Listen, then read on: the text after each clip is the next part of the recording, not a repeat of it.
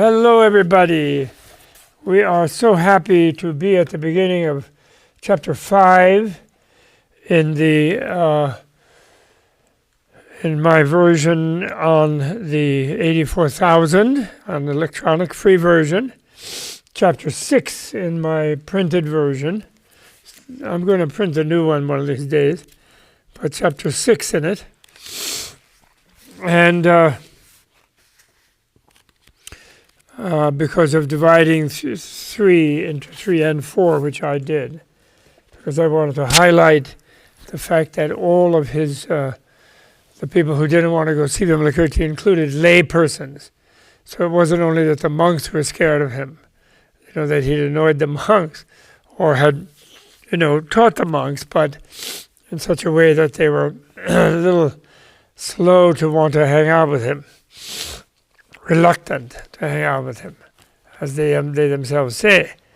So anyway, chapter 6, the inconceivable liberation, in my heading, and I see in the Sanskrit it says samdarshana, which I'm not sure was in the Tibetan title. I should have that Tibetan with me, really, for your sake, but I didn't. But they do say achintya vimuksha samdarshana parivarta.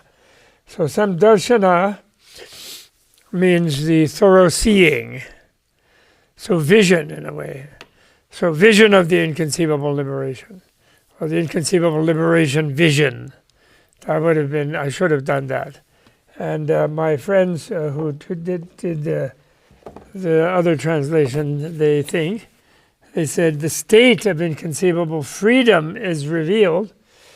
And I don't agree with freedom for vimoksha, because moksha has to do with being released, so it's the liberating part of it rather than the being free.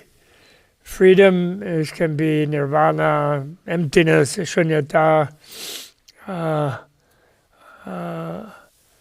and it can be moksha, but vimoksha particularly means the actual releasing part. So anyway, never mind. Thereupon, we'll just begin right away, and I will make some more commentaries.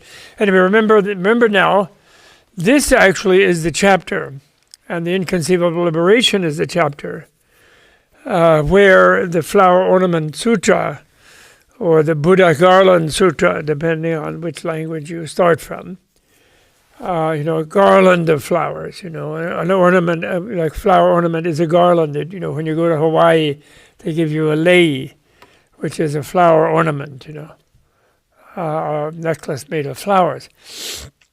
And but these flowers are made of Buddhas, because the whole vision of the Buddha Garland Sutra is that the Buddha Lay Sutra is that the Buddhas are in every atom, and everything is practically made of Buddhas, already, even though perhaps it's not our idea of a clear light as a completely quiescent state, sort of beyond any kind of differentiated states. But actually it permeates all the differentiated states so completely that they are actually made of it. And you don't leave it when you are a differentiated state. You don't leave it at all. So, which is not conceivable. That's what's inconceivable. That right now, waving this thing, sniffling a little bit because of the weather, I think, and my voice a little like that. A weathery, watery day. This is clear light. It's all clear light.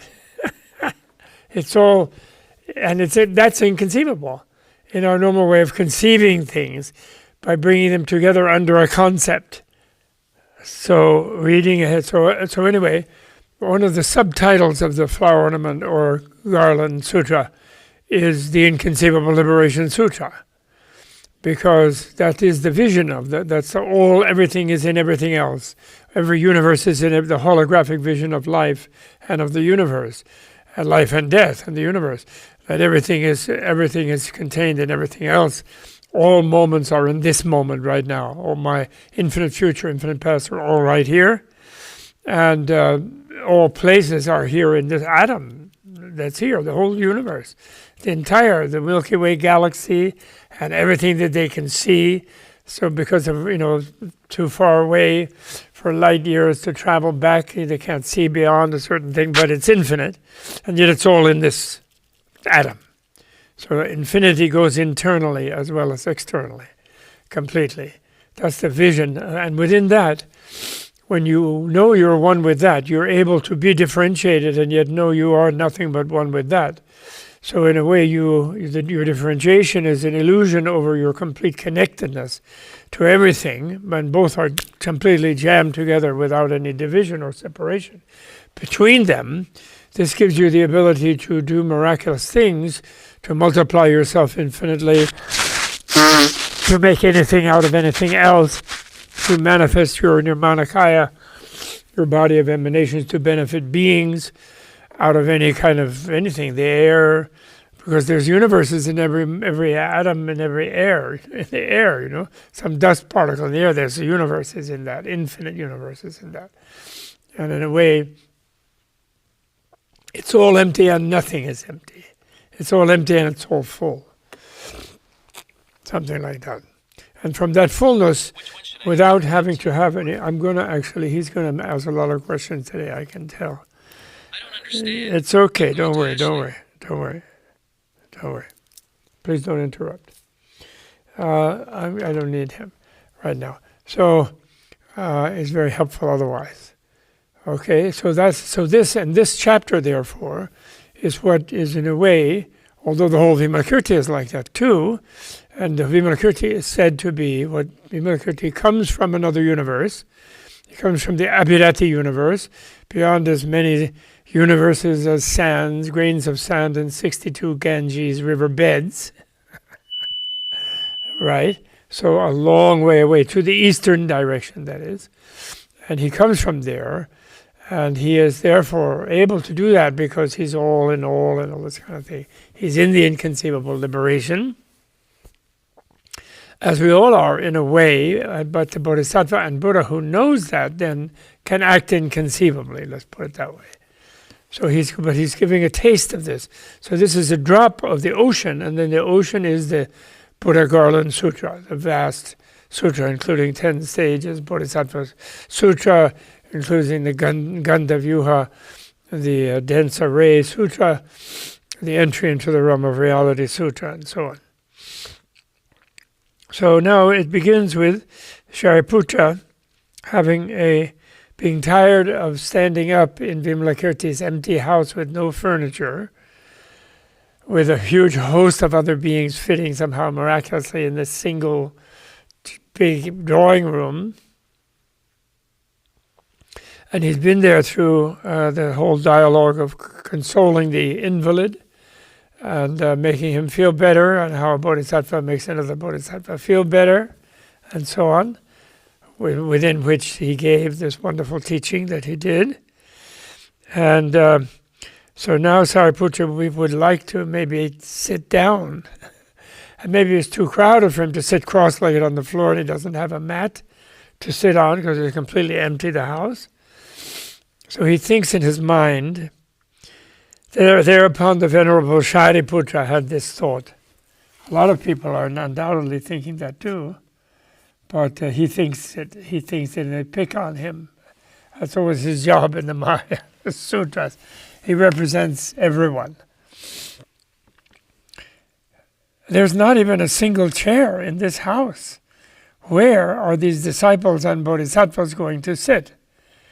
And he's not being hypocritical. He wants to sit himself, but he is altruistic person as a saint, and he thinks about others and that they need to sit, especially the older ones. Maybe he's not that old still. So thereupon Venerable Sariputra had this thought, there is not even a single chair in this house. Where are these disciples and bodhisattvas going to sit? The Dichavi Vimalakirti read the thought of the Venerable Shariputra and said, Reverend Shariputra, did you come here for the sake of the Dharma, or did you come here for the sake of a chair? Shariputra replied patiently, without irritation, oh, I came for the sake of the Dharma, not for the sake of a chair. Vimalakirti continued, Reverend Shariputra, he who is interested in the Dharma is not interested even in his own body, his or her own body, much less in a chair. Reverend Shariputra, he or she who is interested in the Dharma has no interest in matter, sensation, intellect, motivation, or consciousness. He has no interest in these aggregates or in the elements or in the sense media. Interested in the Dharma, he has no interest in the realm of desire, the realm of pure matter, or the immaterial realm. Interested in the Dharma, she is not interested in attachment to the Buddha, attachment to the Dharma, or attachment to the Sangha. Reverend Shariputra, she who is interested in the Dharma is not interested in recognizing suffering, abandoning its origination, realizing its cessation, or practicing the path. Why? The Dharma is ultimately without formulation and without verbalization. Who verbalizes, quote, suffering should be recognized, origination should be eliminated, cessation should be realized, and the path should be practiced, is not interested in the Dharma, but is interested in verbalization. So notice he knocks out the 5 aggregates, the 3 realms, and the 4 noble truths, which are sort of the main concepts that Shariputra has, and from which Shariputra feels he has escaped by having attained a kind of nirvana. But he says all of that is not interesting. That's not the Dharma. So here he's talking about the meaning of Dharma, which is reality itself, which is a clear light, which is nirvana itself. That's what it is. Reverend Shariputra, the Dharma is calm and peaceful. Those who are engaged in production and destruction are not interested in the Dharma, are not interested in solitude, but are interested in production and destruction. Furthermore, Reverend Shariputra, the Dharma is without taint and free of defilement. She who is attached to anything, even to liberation, is not interested in the Dharma, but is interested in the taint of desire. The Dharma is not an object. She who pursues objects is not interested in the Dharma, but is interested in objects. The Dharma is without acceptance or rejection. He who holds on to things or lets go of things is not interested in the Dharma, but is interested in holding and letting go. The Dharma is not a secure refuge. He who enjoys a secure refuge is not interested in the Dharma, but is interested in a secure refuge. The Dharma is without sign. He whose consciousness pursues signs is not interested in the Dharma, but is interested in signs. The Dharma is not a society. He who seeks to associate with the Dharma is not interested in the Dharma, but is interested in association. The Dharma is not a sight, a sound, a category, or an idea. He who is involved in sights, sounds, categories, and ideas is not interested in the Dharma, but is interested in sights, sounds, categories, and ideas. Reverend Shariputra, the Dharma is free of compounded things and uncompounded things. She who adheres to compounded things and uncompounded things is not interested in the Dharma, but is interested in adhering to compounded things and uncompounded things. Thereupon, Reverend Shariputra, if you are interested in the Dharma, you should take no interest in anything. So, he's radically saying, the Dharma is that which holds us all now, has always held us, will always hold us. It is not opposite of anything because it's holding us now, where we seem not to be held by ultimate reality. We seem to be in relative reality. And yet that is an illusion, and we're actually held in ultimate reality without having to leave relative reality, actually. But the ultimate reality is the calmness and the peaceful.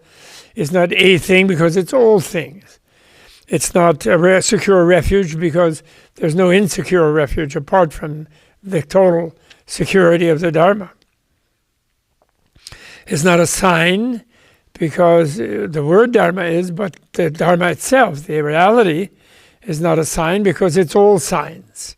So it doesn't point from any one place to another, and so on and so on. So that is the whole thing, and so there's some kind of an implication with Shariputra, who still has a dualistic mind, although he's attained a state of non-dualism, and he's attained a touch of nirvana, but he returned from it because it didn't become complete, where he went beyond the transcendent aspect of nirvana into reintroducing the illusion-like aftermath thing, and he therefore thinks his illusion-like aftermath samadhi, which is his being after having attained nirvana, he's thinking that's having left the nirvana and being back in a relative world on a kind of momentum of having been there for so long. So he thinks that he's still being dualistic. He's thinking that the Dharma is a place he could go apart from all of this, you see. So that's why Vimalakirti, to open Shariputra's mind and everybody else who's listening and all those who read the Sutra, he's saying, you have no interest in anything. Because once you have no interest, meaning in the sense you're trying to go somewhere, you're trying to interest means kind of interest. You want to go somewhere else, where you est, verb to be, and enter. You want to be somewhere else. Okay? So when you're interested in something, you move to that thing away from something else. So don't take any interest in anything. It means be where you are, because where you are is in the Dharma. You are the Dharma, and you are not only in it, but you are it. And then you are nirvana. You are perfect, even in imperfection. And therefore, you can play with the illusion of the seeming imperfections and seeing them as having a little room for improvement, to quote one of my favorite late Zen masters. When Vimalakirti had spoken this discourse, 500 gods obtained the purity of the Dharma eye in viewing all things. So what would the Dharma, if the Dharma is what they are, how can they have a Dharma eye? Well, you're called the Dharma eye because what it means is you kind of see the reality in all the things. So you're approaching the non-duality. You're still kind of feeling apart from hell because you're a God, apart from the ordinary human because you're a God, because you live in a different plane, and you're apart from that plane, although you can see into it. So the gods see everything. This Dharma eye gives them a step closer to being the Dharma, being the reality of the clear light, of utter freedom and utter bliss and utter release and calm and quiet and happiness and so on. So, but they see that everywhere. So that's almost like they are that everywhere, but not quite, because they're gods. So then Vimalakirti continues. Then the Lichavi Vimalakirti said to the Crown Prince Manjushri, Manjushri, you have already been in innumerable hundreds of thousands of Buddha fields throughout the universes of the 10 directions. In which Buddha field or Buddha verse did you see the best lion thrones with the finest qualities? So now not only is Vimalakirti going to get Shariputra a chair, he's going to get him a giant throne. And he and Manjushri are interested after that. So they're going to satisfy the wish after having urged him to be there, even without it, without what he was wanting. Manjushri replied, Noble sir, because he is a god bodhisattva, Manjushri. Noble sir, if one crosses the Buddha fields to the east, which are more numerous than all the grains of sand of 32 Ganges rivers, one will discover a universe called Merudvaja. There dwells a Tathagata called Meru Pradiparaja, the king of the lamp of Meru. Meru means the planetary axis, but it's a mountain in this whole cosmology, Mount Meru. His body measures 100,000 leagues in height. Oh my goodness, a league is about 10 miles. So I add a zero, 8,400,000, that is 84 million miles in height. And the height of his throne is 6,800,000 leagues. So 68 million miles, the throne height. The bodhisattvas there are 42 million miles tall, and their own thrones are 34 million miles high. Noble sir, the finest and most superb thrones exist in that universe, Merudvaja, which is the Buddhaverse of the Tathagata, Merupadiparaja. At that moment, the Lichavi Vimalakirti, having focused himself in concentration, performed a miraculous feat, such that the Lord Tathagata Merupadiparaja in the universe Merudvaja sent to this universe 32 million thrones. These thrones were so tall, so spacious and beautiful, that the bodhisattvas, great disciples, Shakras, Brahmas, Lokapalas, and the other gods had never before seen the like. The thrones descended from the sky and came to rest in the house of the Lichavi Vimalakirti.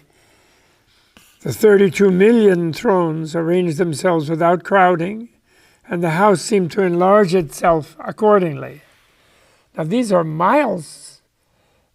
million-mile thrones. I presume he sent the bodhisattva height ones, which are 34 million miles high. So all of these 32 million high thrones are now in the same one room where the thousands of disciples and humans were, and plus also many gods and things. Incredible. So that's inconceivable, of course. Completely impossible, right? Inconceivable.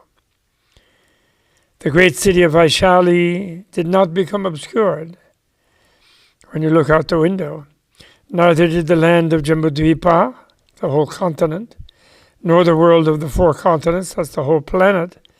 Everything else appeared just as it was before.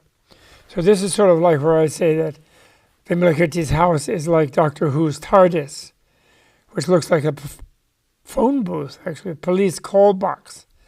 But when you go inside, it has endless chambers and endless halls and corridors and rooms and things. Swimming pools, machinery.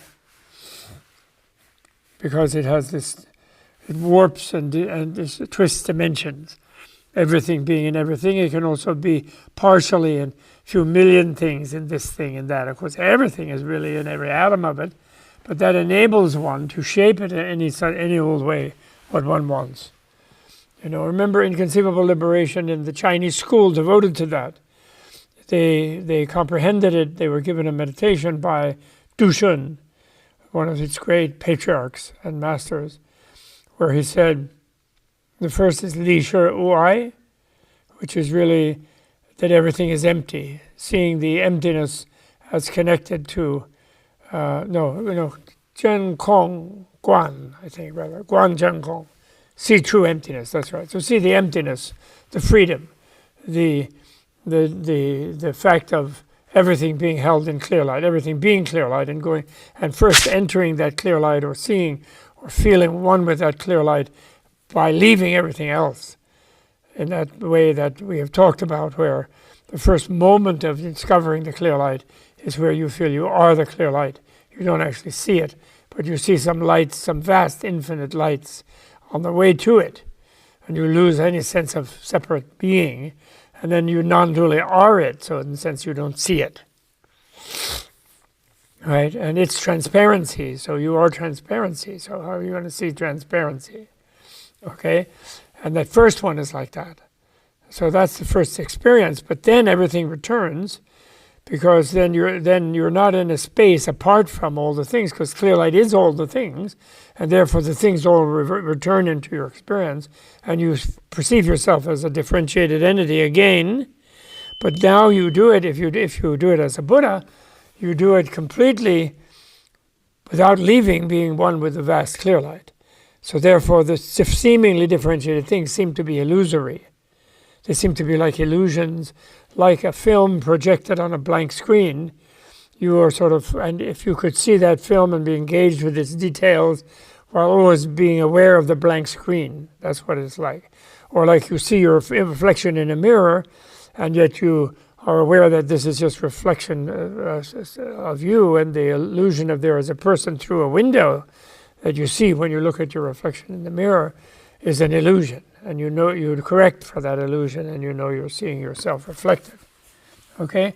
And those are slower, still dualistic ways of explaining and analogizing the inconceivability of being completely the surface of infinite mirror surface, reflecting only transparency, which is impossible, at the same time as seeing yourself as a differentiated entity and the others as differentiated, which you then know completely as illusory, but yet the illusory reality is a kind of reality, so you can engage with it, and it doesn't make you unhappy. It's some beautiful thing you can play with, but you see that.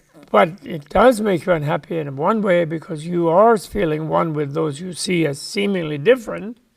You're fully empathetic with them all, and you can't bear, in the sense that they can't bear it, you can't bear for them not to feel happy.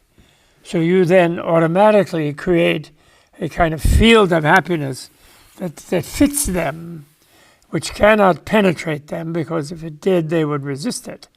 They would feel invaded, but they wouldn't feel free. But you can enfold them in such a way that they can have close access to it, and you can hopefully direct them to access it, and to understand it, and to realize it, and become Buddhas themselves, by simply removing their misknowing of it, their misknowledge. Okay? So then but anyway, Vimalakirti has summoned these 34 million mild chairs, into the 34 million of them, into his house, into this one great room where he's entertaining all his guests. And they fit in there without losing their size, and the house seems to expand at first, but in a way it hasn't crushed the city of Vaishali or the planet. Manjushri, so then Lichavi Vimalakirti said to the Crown Prince Manjushri, let the Bodhisattvas be seated on these thrones, having transformed their bodies to a suitable size. That means to sit in a 34 million mile tall throne. The Bodhisattvas in that other universe have a 42 million mile tall body to sit in the chair, since they're a little taller than the chair. And so that means make themselves having that. Then those bodhisattvas, or they say so, then those bodhisattvas who had attained the super knowledges, kind of enough knowledge of the all-in-all holographic thing, so it's see things as empty, then see the non-duality of the empty and the seemingly non-empty, and then finally see that each seemingly non-emptied illusory thing has all the other things in each one of them. So it's the non-obstruction of thing and thing, just as the middle step was the non-obstruction of emptiness and things. So those are the three steps of meditating. You first find emptiness, then you find that emptiness contains everything, and they all are empty, even though they don't seem to be at superficial perception, dualistic perception. And then you see that they all contain all of each other. So you see the magical level, where you can then do whatever compassion requires you to do. Since you're totally blissed out, you have no desire to do anything to improve your own condition, because your own condition is perfect, perfectly wonderful, perfectly marvelous, liberated, free, in the bliss of freedom.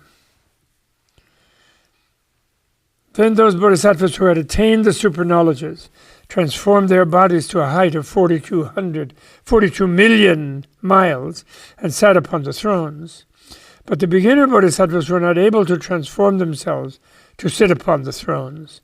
Then the Lichavi Vimalakirti taught these beginner bodhisattvas a teaching that enabled them to attain the 5 super knowledges very quick. And having attained them, they did transform their bodies to a height of 42 million miles and sat upon the thrones. But still the great disciples were not able to seat themselves upon the thrones, because their imaginations are not transformative, creative of the material, illusory reality around them, because they're still pegged into a dualistic, imaginative routinization structure. Okay? So then how can they even temporarily break free from that? Then the Vimalakirti said to the Venerable Shariputra, Reverend Shariputra, take your seat upon the throne, come on. Shariputra replied, oh, good sir, the thrones are too big and too high, and I cannot sit upon them. He feels like a flea with a 34 million mile high throne, even though it's in his same dimension of the room. But he can't shift dimensions. Reverend Shariputra, then Vimalakirti said, Reverend Shariputra, just bow down to the Tathagata Meru Pradiparaja, and you will be able to take your seat. So here, by bowing to the Buddha Meru Pradiparaja can temporarily liberate Shariputra's imagination using his own overpowerful Buddha imagination. Shariputra has to bow to be open to that, is the whole point. Otherwise, he would feel again invaded to suddenly have his whole imagination structure shifted where he can feel himself to be 42 million miles tall. Then the great disciples with Shariputra bowed down to the Tathagata Meru Pradiparaja, and they were seated upon the thrones. Then the Venerable Shariputra said to the Licchavi Vimalakirti, Noble sir, it is astonishing that these thousands of thrones, so big and so high, should fit into such a small house, and that the great city of Vaishali, the villages, cities, kingdoms, capitals of Jambudvipa, the other three continents, the abodes of the gods, the Nagas, the Yakshas, those are the trolls, the Gandharvas, the Asuras, the Garudas, the Kinnaras, and the Mahorakas, that all of these should appear without any obstacle, just as they were before. The Licchavi Vimalakirti replied, Reverend Shariputra, just before that, you see, the thing there is, one thing, what does it mean, this placement, this tweaking of illusory relative reality, temporary tweaking, as a teaching device, and placing all these people who were in the normal human dimension of the sort of history in the Vaishali town 2,500 years ago in Buddha's time. Why is he tweaking it where they can experience themselves within that in a magical dimension where they genuinely feel they are such a huge size and they're in such huge royal thrones? Because a throne means a royal, lion throne means a special jewel chair that sits on the back of 6 lions, or 4 lions, or 8 lions sometimes. It's an extraordinary thing. And how can that be? And why bother? The point is, it's a teaching device because this inconceivable liberation teaching requires a certain kind of self-confidence on the part of the learner of this teaching. They have to have a kind of ability, it's almost like a tantric initiation, or which I don't think empowerment is a good word, but anointment, enthronement, tantra enthronement or anointment, where you become the central Buddha figure by imagination, that you want to be later viscerally and in reality, and you cultivate the imagination of it so strongly that you have a visceral experience of it, ultimately. And it's an accelerating way of, it's called the kind of goal vehicle. You make the aim, the goal state that you want, you make that your vehicle. So it sort of intensifies it. And dangerous because it can be misunderstood, of course. You can go into a kind of unrealistic way of thinking I'm the Buddha, But so this symbolic thing is so the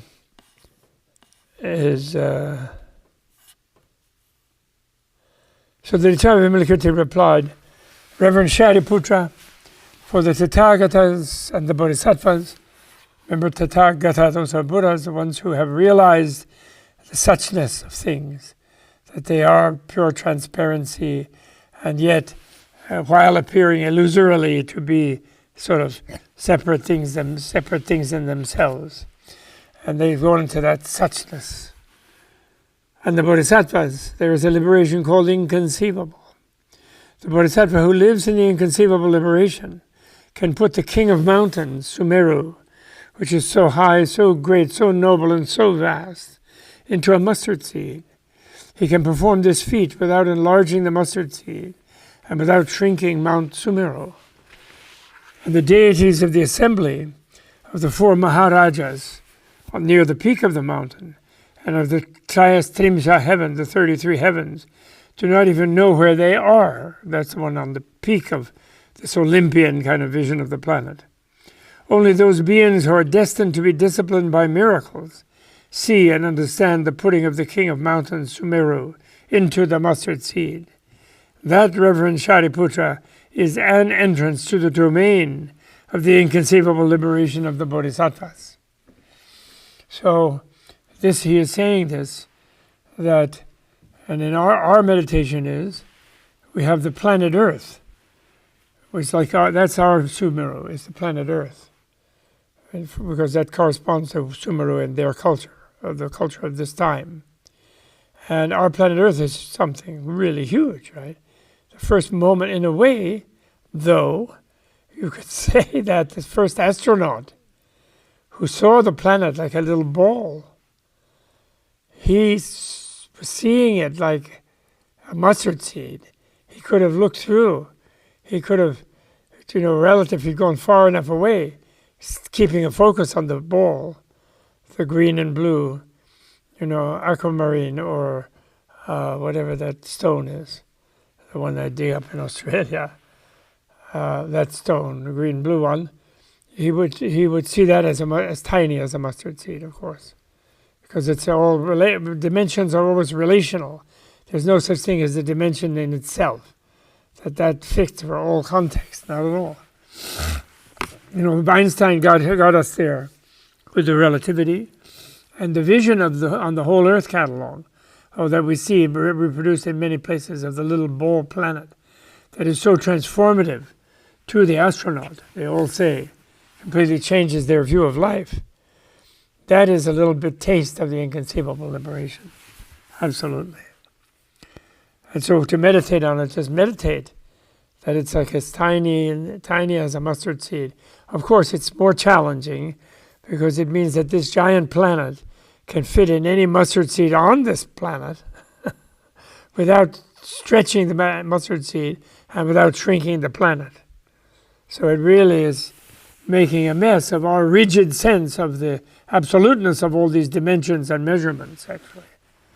It's trying to liberate our imagination to become creative, to actually be able to create a planet in a mustard seed, to find a universe in a mustard seed, according to the Avatamsa Buddha Avatamsaka or Buddha Garland or Flower Ornament Sutra, and actually go in there into a universe that didn't have such a beautiful thing as a bodhisattva goddess planet that is feeding millions of beings while they are trying to get away from their suffering, by the few of them at least, are ripening to a point where they realize that there's some other way of dealing with the suffering than just eating the meals and then just pooping them out and then eating another one, not from birth to death. That's not getting them there. They have to do something special. So that's the purpose of such a bodhisattva, creating such an environment, such a theater for beings to seek enlightenment. And of course, it's a generous gift, because also it feeds people who don't yet know who don't want enlightenment, yet they just want food. That's also a bonus. So to see the planet in a mustard seed is an entrance to the domain of the inconceivable liberation of the Bodhisattvas. Furthermore, Reverend Shariputra, the Bodhisattva who lives in the inconceivable liberation, can pour into a single pore of her skin all the waters of the 4 great oceans, without injuring the water animals such as fish, tortoises, crocodiles, frogs, and other creatures, and without the nagas, the yakshas, the gandharvas, and the asuras even being aware of where they are. And the whole operation is visible without any injury or disturbance to any of those living beings. Such a bodhisattva can pick up with her right hand this billion-world galactic universe that's like the Milky Way, as if it were a potter's wheel, and spinning it round, throw it beyond as numerous universes, as numerous as as the sands of the Ganges, without the living beings therein knowing their motion or its origin. And he can catch it and put it back in its place, without the living beings suspecting their coming and going. And yet the whole operation is visible. Furthermore, Reverend Shariputra, there are beings who become disciplined after an immense period of evolution, and there are also those who are disciplined after a short period of evolution. The bodhisattva who lives in the inconceivable liberation for the sake of disciplining those living beings or educating them, who are educated through immeasurable periods of evolution, can make the passing of a week seem like the passing of an aeon, and she can make the passing of an aeon seem like the passing of a week for those who are disciplined or educated through a short period of evolution. The living beings who are disciplined through an immeasurable period of evolution actually perceive a week to be the passing of an aeon, and those disciplined and educated by a short period of evolution actually perceive an aeon to be the passing of a week. That's really marvelous. You know, when someone dies, there's so many reports. They see their whole life unroll in front of them so fast, with every detail, but it just happens in a moment. So how can that happen? Time distortion like that. When you're completely free to reshape time and space the way you want, the way is good for you, which you can only get by being a kind of being that doesn't necessarily want any particular different state, but is in fact sensitive to other beings needing different states. There's nothing they can't create in a way out of what's there. They don't create the whole thing. Nobody makes them a creator, because nobody's omnipotent, but they can reshape very powerfully in either space or time. Thus, a bodhisattva who lives in the inconceivable liberation can manifest all the splendors of the virtues of all the Buddha fields, the Buddha verses within a single Buddha verse. Likewise, she can place all living beings. I'm using she all the time, although it doesn't read she, but I think we should do that because she contains he. It just puts an S in front of it. Whereas he doesn't contain she. So it's not as good. So we don't, unfortunately, for some other, for the possessive, his is hers. So there's an ER in there instead of the I. So we'd have to say here's. Take the R out and leave the I. And maybe we can make a pronoun here's. Here's a possessive pronoun, but never mind. That's just a translator playing around. It can make all the splendors of the virtues of all the Buddha fields within a single Buddha field. Likewise, she can place all living beings in the palm of hers right hand, and show them with the supernatural speed of thought, all the Buddha fields, show all the living beings.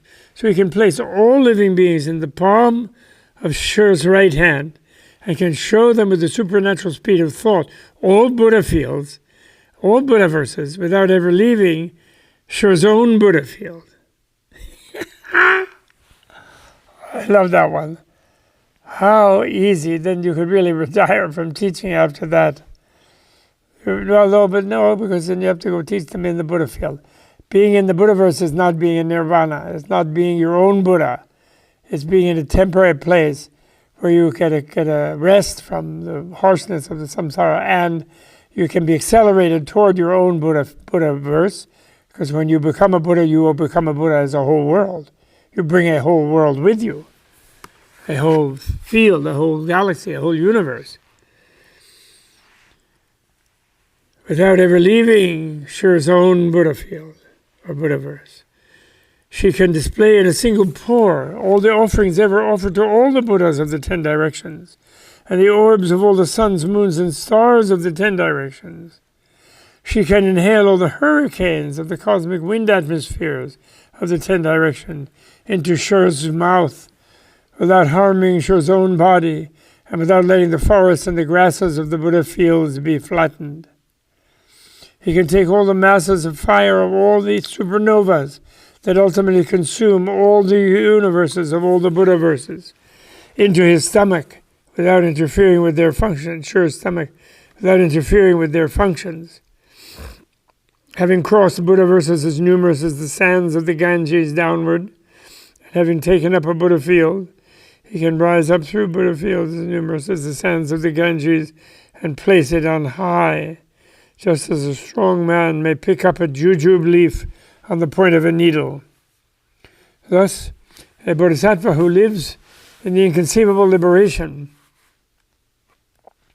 can magically transform any kind of living being, this is even more preposterous now, into a universal monarch, a Lokapala, that means a world guardian, a Shakra, that's an Indra, a Brahma, that's a king of the pure form realm, and more powerful than Shakra, a disciple, a solitary sage, a bodhisattva, and even into a Buddha.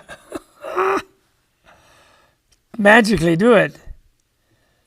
The Bodhisattva can transform miraculously all the cries and noises, superior, mediocre, and inferior of all living beings of the 10 directions into the voice of the Buddha, with the words of the Buddha, the Dharma and the Sangha, having them proclaim impermanent, miserable, empty, selfless, the 4 characteristics of the relative first noble truth of suffering.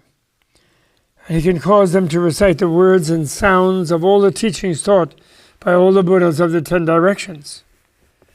So that's really, we can even change someone into a Buddha like that, just like that.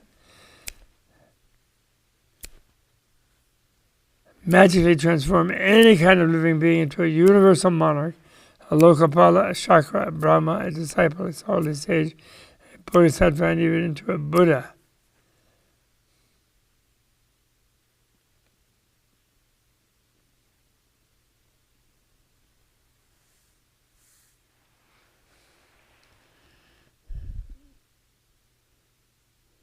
Incredible. Reverend, I remember thinking when I first read this, if that's so, why aren't they doing it? Why aren't we Buddhas? Are we ready to take that responsibility and be a Buddha? I'm not sure. So I think that bodhisattvas are doing that as much as they can, but our misknowledge is very resistant to being that. Reverend Shariputra, I have shown you only a small part of the entrance into the domain of the bodhisattva who lives in the inconceivable liberation. Reverend Shariputra, Buddha or Bodhisattva, actually, he initially introduced it as Buddha and Bodhisattva in the inconceivable liberation, but he now is really focusing on Bodhisattva. Reverend Shariputra, to explain to you the teaching of the full entrance into the domain of the Bodhisattva who lives in the Buddha field is inconceivable. And who lives in the inconceivable liberation would require more than an aeon and even more than that. So almost impossible. Then the patriarch Mahakashyapa, having heard this teaching of the inconceivable liberation of the Bodhisattvas,